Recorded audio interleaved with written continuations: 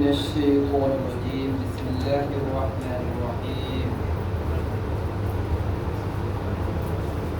কোরআন প্রশিক্ষণ কেন্দ্র কুয়েত আসামিয়া পূর্বাঞ্চল কর্তৃক আয়োজিত আজকের কর্মীটি আছে উপস্থিত সম্মানিত সভাপতি, উপস্থিত সম্মানিত পরিচালক, উপস্থিত দায়িত্বশীল, উপস্থিত আমার প্রাণপ্রিয় পরিবার টুকরা কর্মী ভাইয়েরা, আসসালামু আলাইকুম ওয়া রাহমাতুল্লাহি তাআলা ওয়া বারাকাতুহু।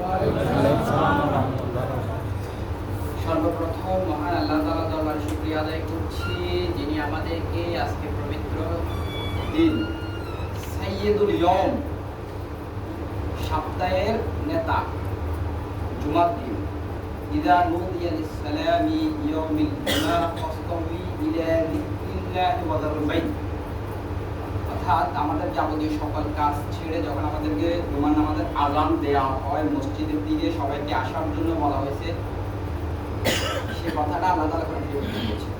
আচ্ছা, আজকে মহান আল্লাহ তাআলা এই জুমার দিন আমাদেরকে উপস্থিত হয়ে প্রোগ্রামে উপস্থিত হওয়ার জন্য সুযোগ করে দিয়েছেন। এই জন্য মহান আল্লাহ তাআলা দরবারে প্রথমত শুকরিয়া আদায় করি, আলহামদুলিল্লাহ।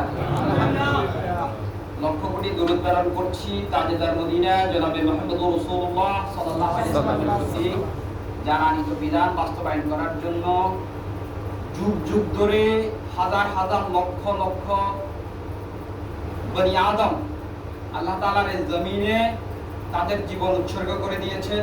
তার ধারাবাহিকতায় ভারত উপমহাদেশের ছোট্ট একটা ভূখণ্ড বাংলাদেশ, যেখানে আমাদের দ্বীনের দায়রা মাওলানা মতিউর রহমান নিজামী, আলী হাসান মোহাম্মদ মুজাহিদ, আব্দুল কাদের মোল্লা, কামরুজ্জামান, মীর কাসেম আলী, যারা তাদের শরীরের তাজা রক্তটুকু আল্লাহ জমিনে দিয়ে আমাদেরকে সুন্দর একটা ফসল বাংলাদেশের জন্য ইসলামের প্রতিষ্ঠা করার জন্য একটা সুযোগ করে দিয়েছে।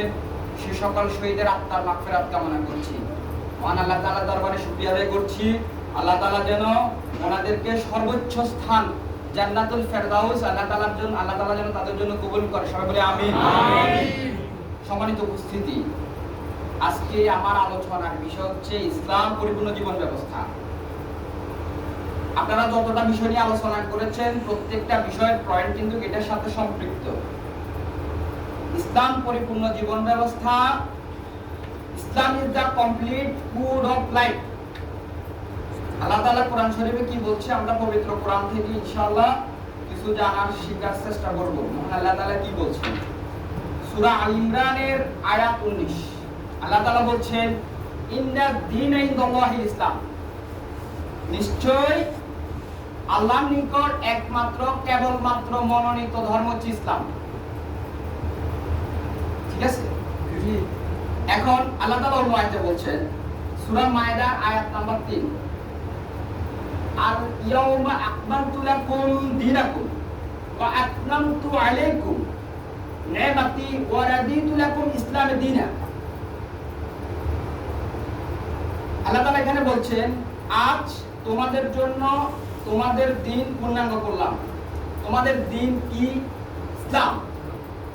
ও তোমাদের প্রতি আমার অনুগ্রহ সম্পন্ন করলাম। অনুগ্রহটা কি? কোরআন। এবং ইসলামকে তোমাদের দিন হিসেবে মনোনীত করলাম। পৃথিবীতে অসংখ্য ধর্ম আছে, খ্রিস্টান ধর্ম আছে, ইহুদি ধর্ম আছে, হিন্দু ধর্ম আছে, বৌদ্ধ ধর্ম আছে। কোন ধর্মের ভিতরে শান্তি নাই, একমাত্র একটা ধর্মের ভিতরে শান্তি আছে, সেটা কি? ইসলাম।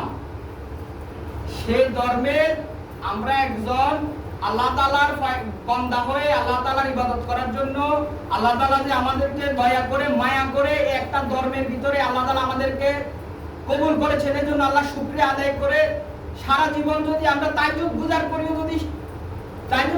করি, তারপরে আল্লাহ তাআলা সে নিয়ামত আদায় করে আমরা শেষ করতে পারবো না। সুবহানাল্লাহ।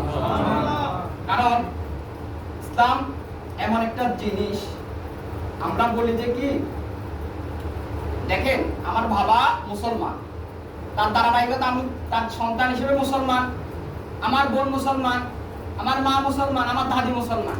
কিন্তু আপনি যখন একটা বিষয়, ছোট্ট একটা বিষয় দেখবেন, যে লোক হিন্দু থেকে মুসলমান হয়েছে, খ্রিস্টান থেকে মুসলমান হয়েছে, তার ইসলামের মানা তার ইসলামের জানা, তার ইসলামের অনুসরণ, তার কর্ম, তার ধর্ম, তার চরিত্র যারা ধারাবাহিকভাবে মুসলমান হয়েছে তাদের সাথে মিলবে না। কেন জানে? কারণ সে জেনে মুসলমান হয়েছে, আর আপনি মুসলমান হয়েছেন ধারাবাহিকভাবে।